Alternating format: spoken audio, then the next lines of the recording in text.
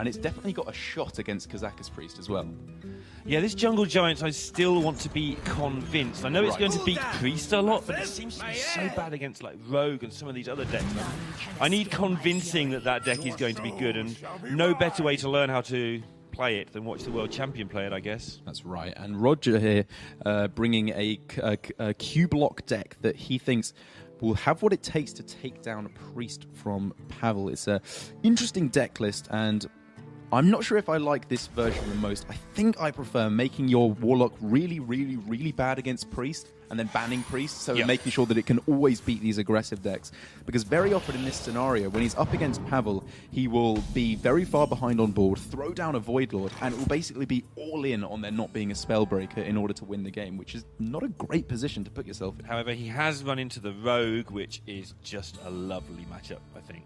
It's true, but Pavel has teched it to beat this one. He does have double Spellbreaker, and it's just Rogue. It can do pretty impressive things. Yeah, Rogue's kind of the opposite. Like, Rogue is so powerful in general that you can afford to have 2 or 3 slots for those tech cards. Gio was talking earlier about the Spellbreaker slash Chain Gang interaction. You pick one or the other, and Pavel all in on the other interaction this time around. Exactly. I think that's, in general, on ladder you do need to be choosing which way you're going for, but in a tournament format, if you're not banning Warlock and you're bringing Rogue, you just have to have the ability to combat it.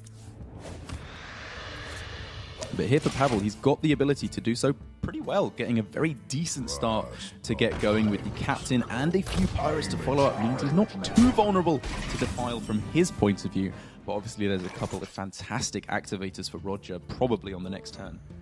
Yeah, the whole thing with the Warlock deck, for those who haven't seen much of it, I don't know if you haven't seen it, where have you been? But if you haven't, if they can just get those taunts established, the 3/9s even, and you just win the game most of the time. Like you say, the Spellbreakers do throw a bit of a fly in that ointment, so not completely over if that happens. But on the other side of it, these giants will hold the fort longer, just in terms of trading minions away. Yeah, this is obviously a good spot for Roger to be able to just cleared off the board. On the next couple of turns, he can go for something like Mountain Giant or Lackey, Coin Dark Pact to be able to completely lock down the board.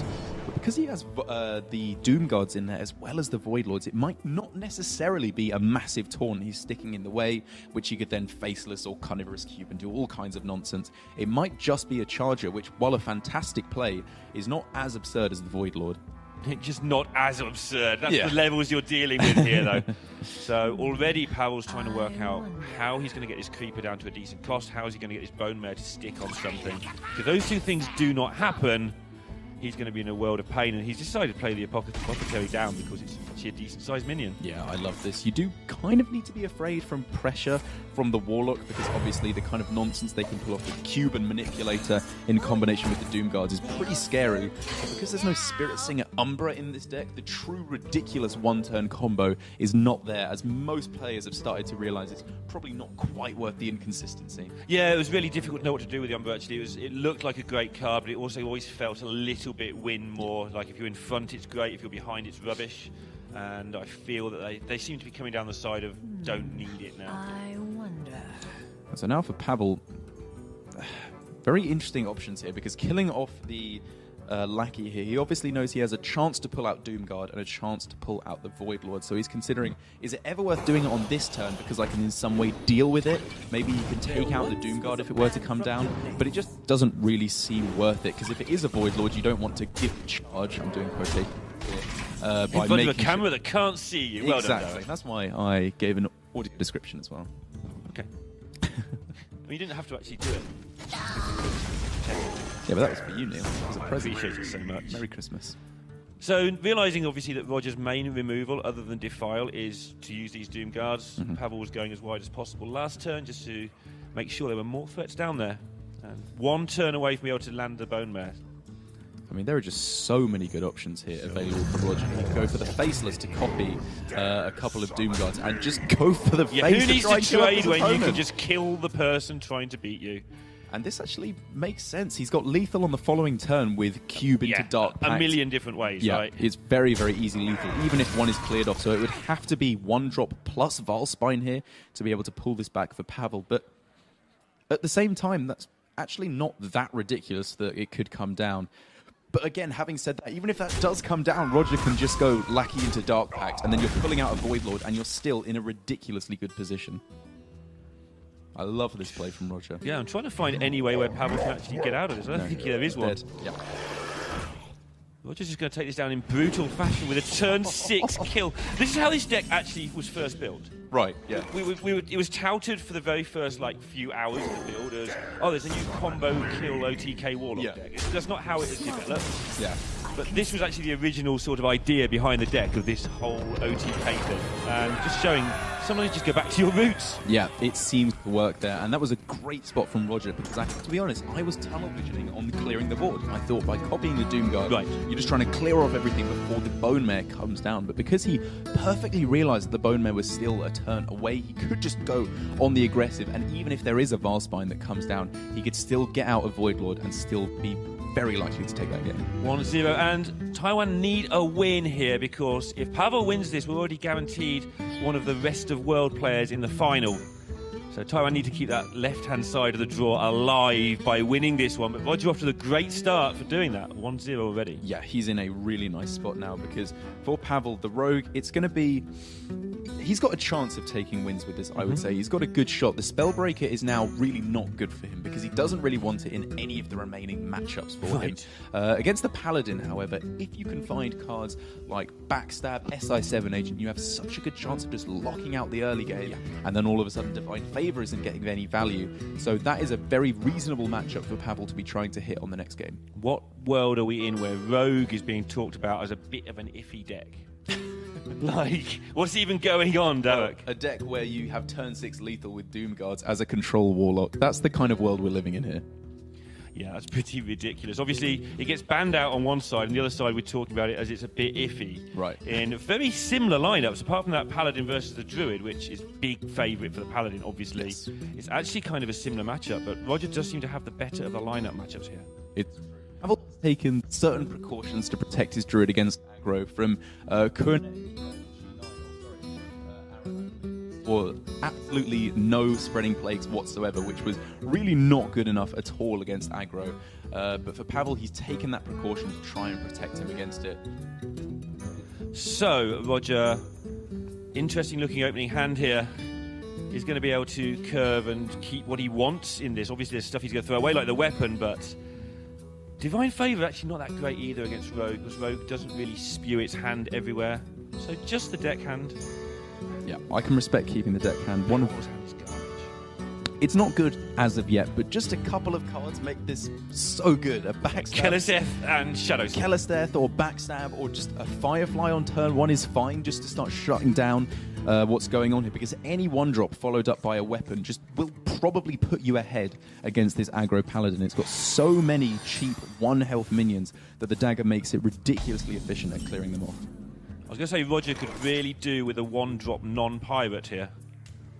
That's exactly what he's drawn on turn 1. This makes such a difference. This means his captain offers some patches defense right at the start and really slows down Pavel's ability to remove stuff. But like you say, this backstab that he drew that you said would be a good draw is going to help Pavel out no end. Pavel does now have a very nice little hand, though. A lot of combo enablers and a lot of combo cards with the Backstab, Shadow Step, Elven Minstrel, and SI to really start pushing onto the board here. And while Elven is slow in this matchup in terms of which is just completely kill off everything from the Paladin, it's a nice way to actually refill turn 5 or 6 so that you can make sure you're not falling behind once you've used all your resources to clear the board. Yeah, and all you need to do is just keep clearing that board. If you can start rendering Blessing of Kings useless, suddenly you've just gained a card. If you can keep your hand a sensibly small size, you can render that Divine Favor useless as well, which Pavel's hand is going to empty itself a bit more rapidly than I first was describing the way this has been turning out. It's interesting here for Roger, though. He's got some arguably fairly difficult decisions, because going forward, something like double deck hand or maybe even hero power, but probably not on this turn, allows him coin Blessing of Kings, which would actually be really good before the Valspine can come down.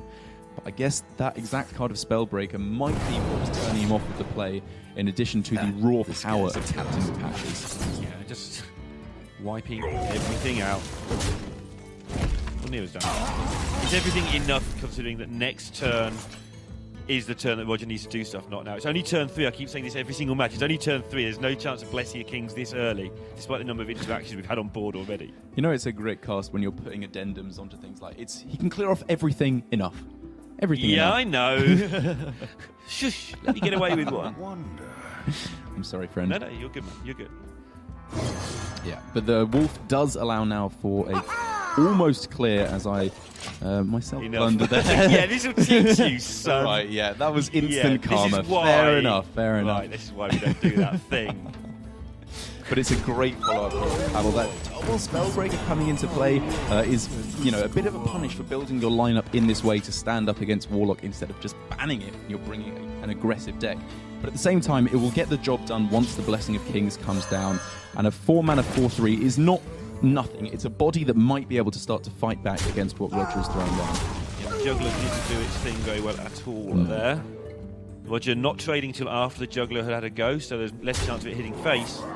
Obviously, you want to clear the minions so you can get your minions to hit their face, but this turn is just silly as well. The Elven Minstrel finally managing to find a place where he's far enough ahead on board, such as that the tempo loss of playing a 4-mana 2/3 is not so bad, and it means on the following turns he's got answers to no matter what. Even if patch is being drawn, it's not the end of the world, because it can just be thrown down in combination with the Captain for a quick 2-damage charger to clear out anything else that comes down from Roger.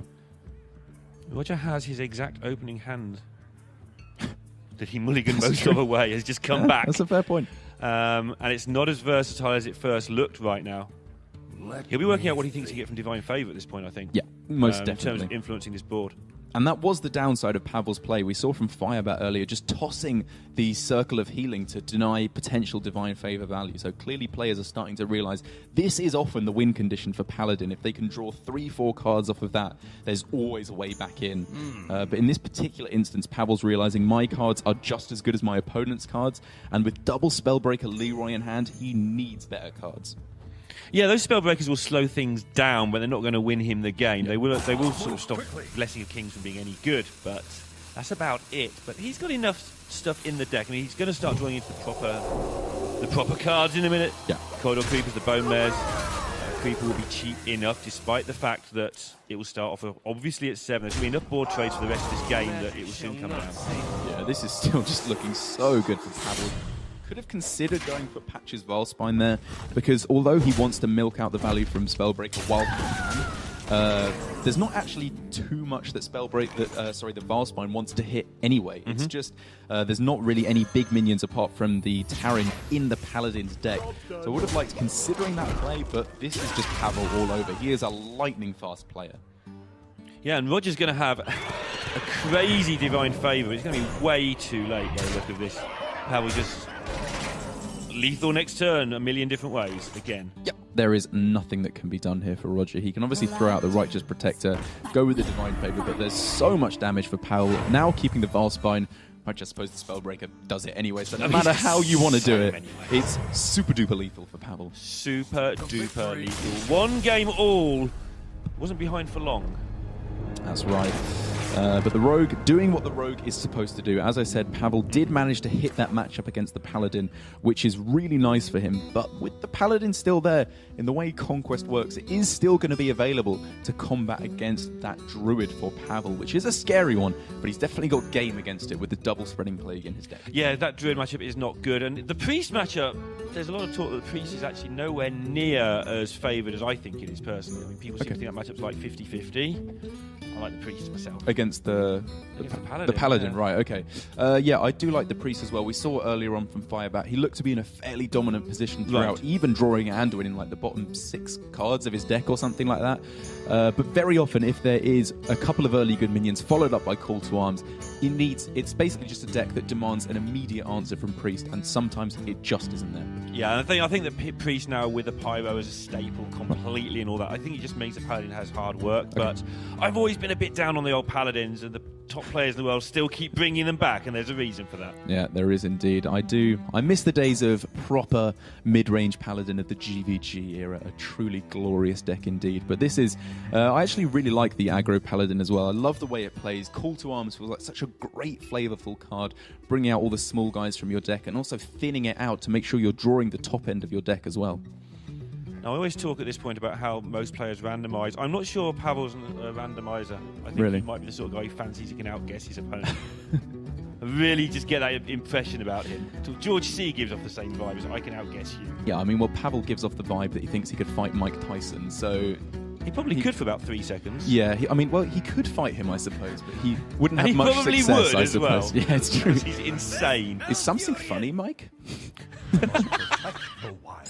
Anyone who's met Pavel will realise that's almost exactly what he would say. He does lose the queue up, though, and he's now got to find a way to beat the Paladin with the Druid. Now, we saw from Kuanet earlier on that even against the very aggressive decks, against the Hunter in particular, he was still keeping the quest against them.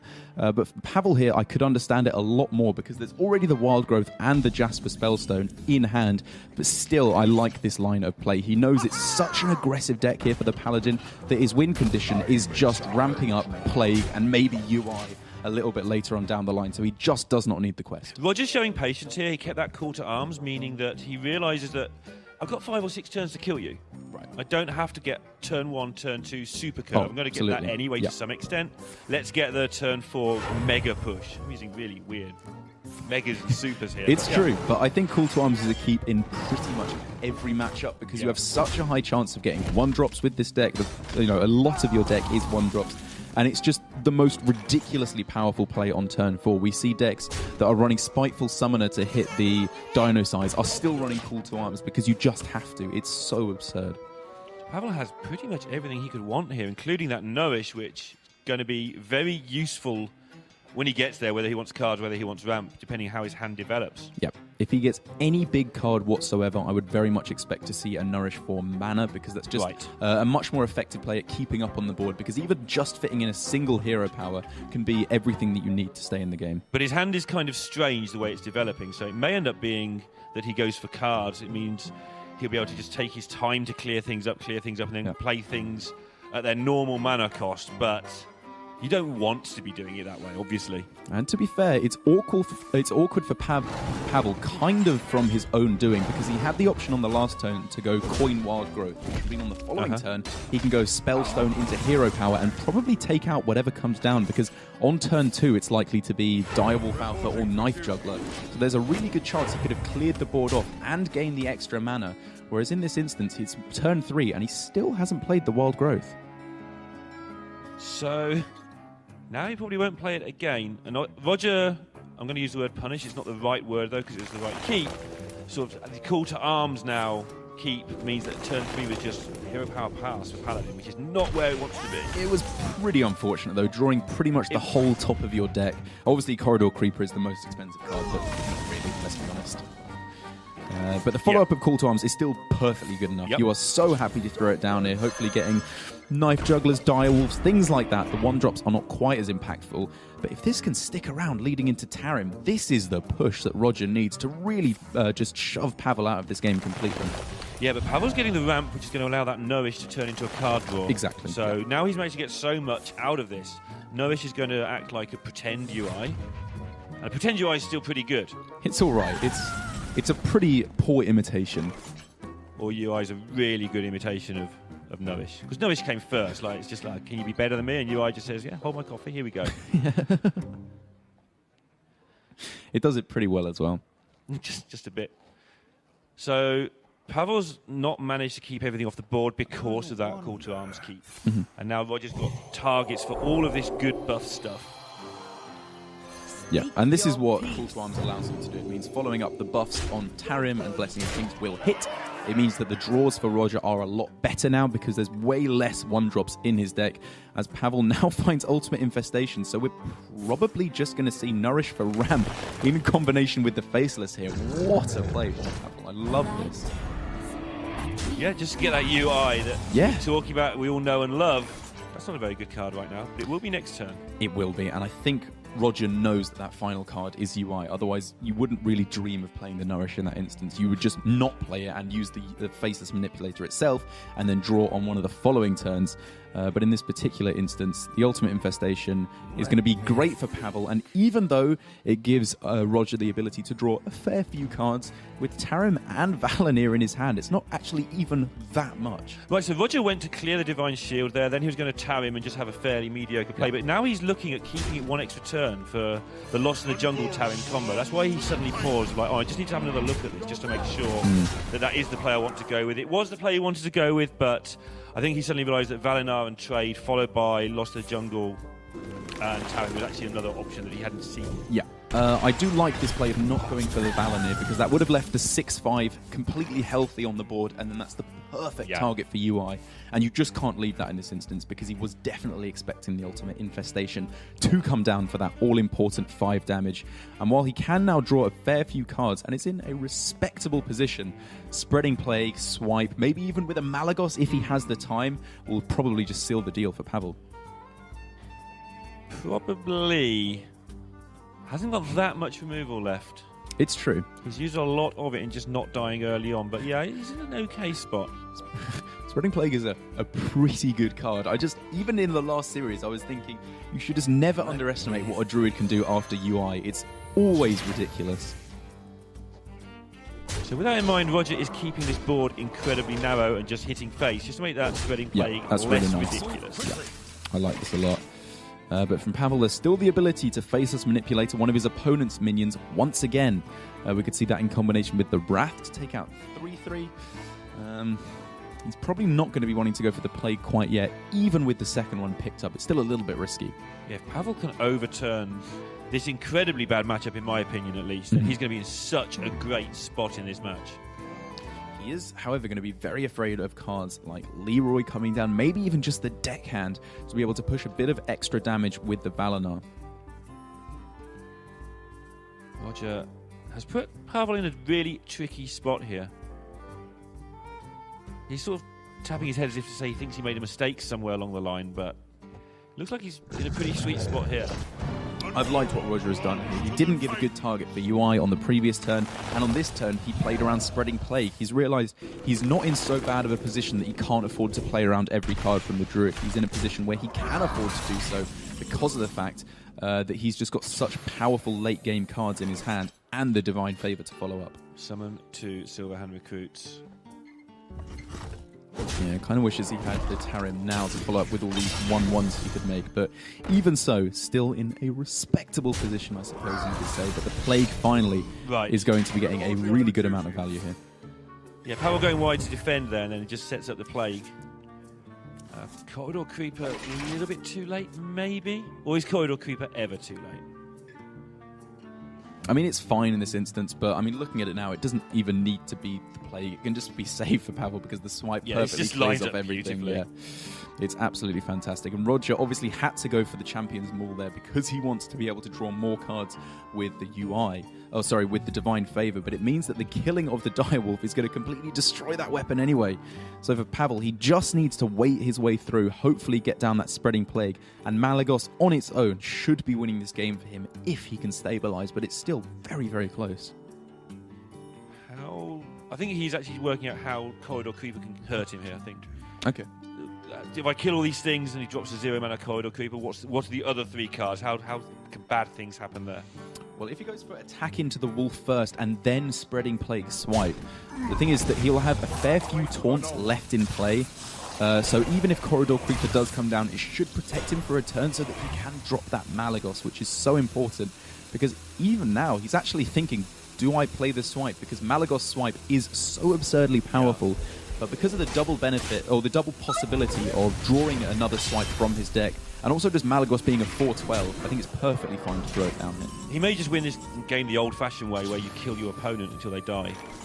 Ah, the classic. The classic. The way we used to play it back when I was a lad. Back in the day, yeah. Before people started killing each other in one turn. We played our Squire on 1, our 3/2 Knife Juggler on 2. And then we waited for a week for the other guy to email back, post back the results. Oh, okay. You've killed my 1/1, I play a 2/2, your go. Let me sleep. 3 weeks later. Yeah, I'm glad they didn't decide to go for post-Hearthstone in the end. Postal Hearthstone would probably not work. The light protects me. Yeah, now Roger does have the ability to destroy the Valinor to kind of send it back to his hand to buff up the Creeper. But with the second Plague available for Pavel, he's still got the ability to get an incredibly powerful board once again. Yeah, he has, but he's finding it hard to find a way to actually win the game right now. That should change very soon, and it will change eventually, but... I mean... Yeah, how do you get 1-1 through this? Oaken Summons is great anyway, and the thing is as well that the stats from Spreading Plague alone will probably just win him the game, because it's not going to be gotten through by Roger, even with the repetitive Valinor over and over again. It's just a bit too slow, especially when you have drawn all of your weapons in the last 3 turns. Yep. Yeah, hasn't had the most efficient pressure, but then he had the pressure early on, so... Looking so good for Pavel here. As soon as something like a Nourish or UI is found again for Pavel, then he'll have that crazy refill to really start closing out the game. It's going to be a big board from Roger that now can't be Spreading Plague. That's true. So I'm trying to work out how much time he has to draw a second Creeper or a buff that matters. Blessing of the Kings. There's just quite a lot of good cards actually for Pavel though. Malfurion would be great. Creepers aren't even that bad. Obviously Swipe, Ultimate Infestation, Boon are all great cards to find in this instance. So it's far from running out of gas at this point. Yeah, and he's only got 11 cards left in the deck as well. So very soon that's going to be important. Is this a Malagos turn, Neil? Well, it depends. On what? And whether he wants to cycle this Wrath into some of that big stuff you mentioned, and how much big stuff is actually playable if he draws into it. That's true, but while Wrath for 1 and drawing is good, Wrath for 6 and drawing as well is very good. Yeah, that's pretty good. He's not dying anytime soon, most likely. The thing is, if he doesn't play the Malagos now, when is he really going to be playing it, to be honest? Because he's got 2 taunts in play, and until Malfurion comes down, I guess he's never really going to have that ability once again. So it looks like with the playing of Jungle Giants, he is setting up for it, and I really like this play. Carrying on with the semi-aggressive line of play, he's still clearing off when he needs to, even keeping the taunts alive, valuing it higher than a 5-1. Killing enough stuff that this rallying play is not going to be making enough difference. But if anything was going to give Roger a reason not to concede this turn, it was this card. Still manages to get all 3 minions there. I wasn't even sure if there were enough minions left in the deck, as I have often found myself with this deck only pulling 1 or 2, because you just draw your whole deck so quickly as this aggro paladin. Yeah, this Mill Druid deck running Roger down to 6 cards. Who'd have thought, eh? As well, Juggler snipes nicely. Perfect knife comes down, but even so, the Wrath here, in combination with the Swipe, I think just closes out the game right away. Seems fair. Why not? Yeah, the absolute perfect pickup. Not lethal quite yet for Pavel. Yeah, it's closed out the game, though. You didn't say he was going to kill him. You said he's closed out the game, and I can agree that this looks pretty closed out right now. Yeah, and that's losing any game of Hearthstone in a best of 5 is not good, but losing a massively favoured matchup here is a disaster for Roger, and he's going to have to make a comeback if Taiwan are going to have anyone in the final from the left-hand side of the draw, even on day 1. And while earlier I was saying from Kuanet and the other Quest Druid we saw earlier today, I didn't like its performance because it was just not tech to deal with aggro at all, and you're very often going to be finding yourself in a position where you do have it up against aggro, so you need to have at least some amount of game to fight back against that. So I like the decision here of putting Malfurion and putting Spreading Plague in, just to make sure that you still have a very favoured game against decks like the Priest and the Warlock, but you are just giving yourself a really good shot against the Paladins of this world as well. So he's only got Priest left. I've heard this deck's quite good. I hear that too. Yeah, I was looking in chat in between games like you do, and they seem to think that Priest is quite good as well in their own little way. Really? Yeah. Quite easy. People were mentioning that they thought it was a good deck. Right, okay. So And I'll go to agree with them. I think if we pretend we know nothing else about Hearthstone, imagine that, and just based it on today's performance, we could see that this Kazakus Priest has been doing incredibly well indeed. From Firebat with some very well-piloted games, I would say. Even Anduin at the bottom of his deck could still beat the Paladin. So I think for Pavel, he's got such a good shot of taking out this Paladin. And even against the Mirror, taking a look at his Kazakus deck, it's got pretty good shot against the in the Mirror matchup. He's got Gadget Sand in there, which is a really nice way to guarantee yourself Raza and Anduin as quickly as possible. And there aren't too many anti-aggro cards in the deck, which means he is weakening himself against Paladins slightly, but making it much more favorable favourable in the other matchup against Priest. Yeah, it's interesting how we've managed to get it to a situation now where Priest is getting played and not banned. Right. Because of the way that Warlock has got so powerful as well, and the way that Rogue interacts in a weird way with how Priest and Druid fit together. So sometimes banning the Rogue out works well, even though you don't really want to ban it because it's not one of the best 2 decks. And Pavel gets a pretty nice hand to get things going even before the mulligan. And with the pickup of Kazakus as well, he has truly Paveled his way into a very nice starting hand. And Roger is going to have to get some truly disgusting cards to bring this back. Pretty disgusting. He kind of does do that. This is not bad at all for Roger. Yeah, interesting to see how he navigates the coin, given that he's got Auctioneer in hand. Mm-hmm. See how slow he wants to play, because there's no hurry to assemble. Well, there is. You've got 8 turns. Right. That's the hurry. Yes. But you can do Auctioneer stuff before 8 turns, so... Also, keeping the coin does enable you to go turn 7. Obvious thing. Exactly. Get ahead, so... And it also allows you more disgusting combos after the Anduin comes down, because very often in this matchup, it's not just a race to Raza and Anduin, it's a race to the one-turn combo, or at the very least 20, 24 damage, something like that, that means you can just blast out your opponent, even through things like the Priest of the Feast, the Binding Heal, the Spirit Lash, all these kind of things that allow the Priest to survive the slow, gradual damage from the pew-pews of Anduin. Pavel... decision time here. You want all of these cards later. You don't want to play any of them on this particular turn a lot of the time. There's not much to be gained from dropping the Cleric because you can just get pained. You'd rather wait to heal it up en masse, maybe get 3 or 4 cards. Yep. The Radiant Elemental's better when you're actually post-combo if you can last that long. And the damage is irrelevant. Damage to your opponent, as you start chipping away for 6s and 7s, just doesn't influence the outcome of the game. You're absolutely right. In the mirror, the board control is all but irrelevant. Maybe if you can get a crazy start with Radiant and Power Word Shield, as we saw against the Quest Druid in earlier games, and follow up with Kazakus for plus health, you can start considering board control route. But in the vast, vast majority of cases, you just want to be drawing cards, getting to your Raza and Anduin, with maybe getting a bit of chip damage in the meantime. Not the world's easiest decision here. None of those things really do anything. But he picked the first part so quick, I'm assuming it was 2 cards. I would imagine so. Like, we didn't even see it on the scroll. We saw it, but I'm too old. I can't spot those things that quickly. That is just, again, classic Pavel. I believe recently in China he would make all his decisions incredibly quickly. Strangely, apart from turn 1 often, he considers that one in the tempo matchups most heavily of all, which I think is good play, because how you peter out your early resources in those games is very important. Yeah, and you can often work out what you want to do for the first 3 turns on turn 1. If you messed up that turn, then that's when the problems happen. But here for Pavel, the perfect potion coming into play.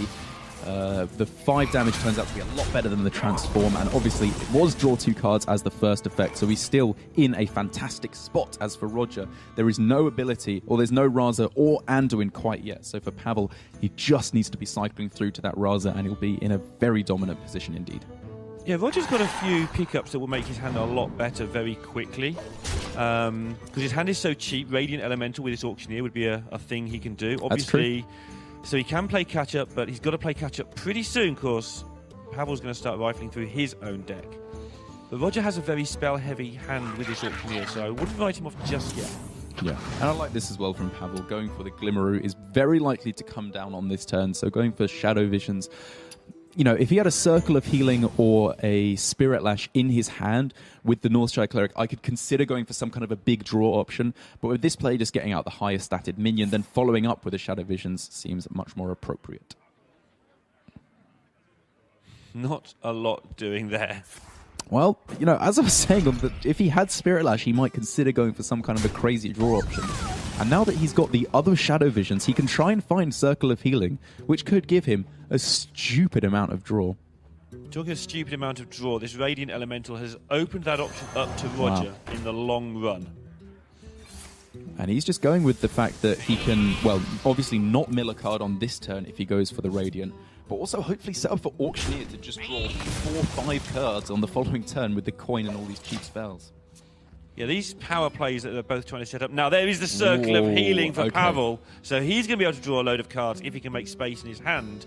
The great thing with the Auctioneer turn that could come from Roger is the space gets made as you go.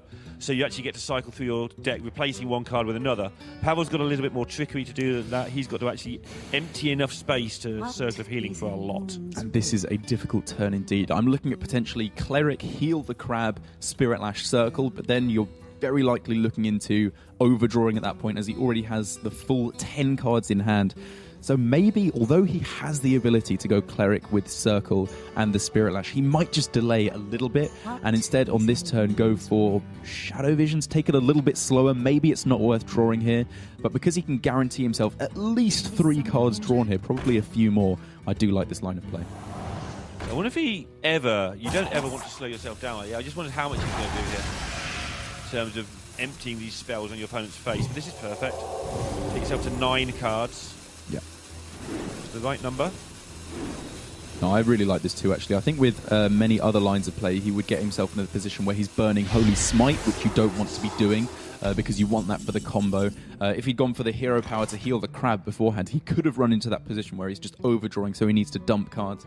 But in this line of play, he's put himself in a position where there is the ability for Roger to draw, to overdraw him by 1, actually. So maybe that could have been slightly differently sequenced by Pavel to draw 1 less card, but he's put himself in a good spot to be finding Raza and hopefully not have it mulliganed.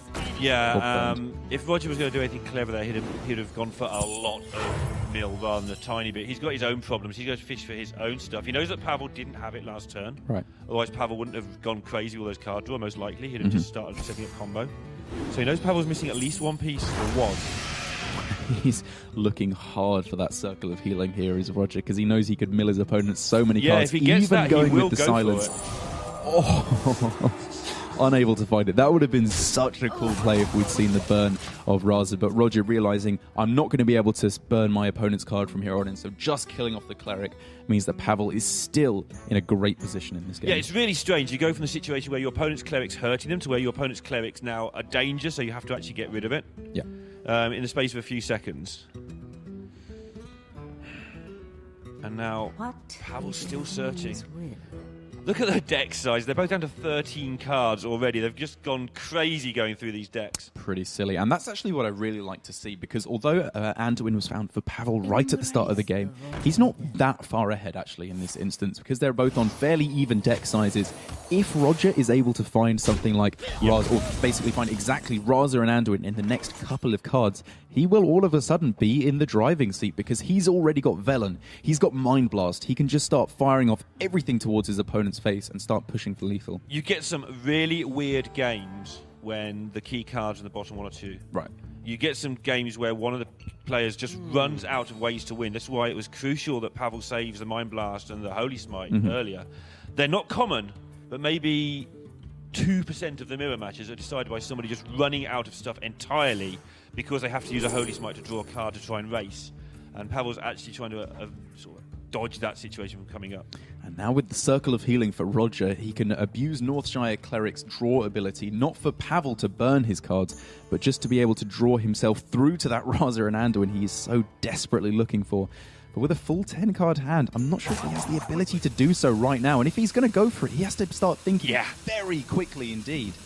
Yeah, this is something that no matter how many times you play this deck, you still have to count very carefully not to mess up. And he's going to wait until next turn to do it, just so he doesn't risk any sort of rope mess up. I'm pretty sure the play was there, and I'm pretty sure he's experienced enough to realise if I try and work this out, I'm going to quite often make a mistake here. Let's just do it next turn. I think this is an instance where if we had double or triple the turn timer, there would have been a different play here. But he realised probably correctly, I will probably mess this up if I go for this. So I'm just going to go for the good enough play of playing out these guys. I'm still drawing cards, and I can go for Northshire Circle on the following turn. Still keep up my draw ability fairly well in the meantime. Yeah, Roger's been a serious player on the scene for a long time. He knows better. He was winning Open Cups in 2014. Right. So he's got the experience to say, okay, sometimes just admit you've sort of gone too slowly or whatever you've done wrong on that turn and just deal with it. Now it's Pavel's turn to try and work out what on earth to do with this hand. It's a tough one. Something like Anduin coming down now feels like you could go for it because of the fact that there's no auctioneer on board that you have to kill off. But at the same time, going for the Psychic Scream here, while it's not denying the ability for Raza to activate, as many players will post on their Twitter pages showing, they played Raza like an idiot and it didn't activate. In this particular instance, it's just denying the draw of those cards. Maybe it's a couple of extra cards away now. Yeah, and also it's like just buying Pavel a turn. He can do it again next turn if the setup is correct. And just keep buying those turns because he knows he's getting obviously closer than Roger is to this this combo. So for Roger here, still no Raza or Anduin in hand at the moment. Could draw 3-4 extra cards right now, I believe, if wanted, and it looks like Roger is going to be going for it. Yeah, he spent last turn working this out. We know that from how he played the last turn. And now it's just about not overdrawing. He's got to start picking up bits in a minute, like he's nearly got no cards left.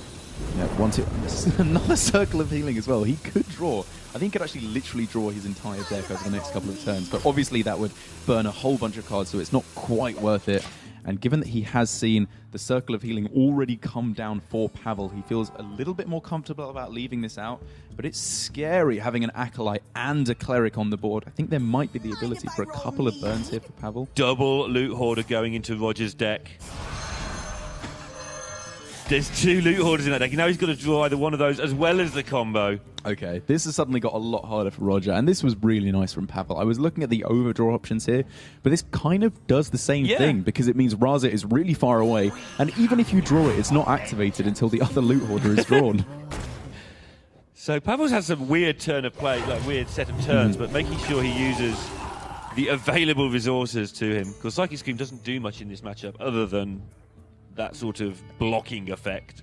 But now for Pavel, I think it is time to let rip with Anduin. You don't really need to be saving the Battle Cry effect, because for Velen, you know, if he's playing Velen before the combo comes down, great. You just kill it off with the pings anyway, and you're probably in a great spot. And he needs to start getting in those hero powers. One could even argue he should have gone for it on some of the previous turns to start getting in that repetitive damage with the hero power.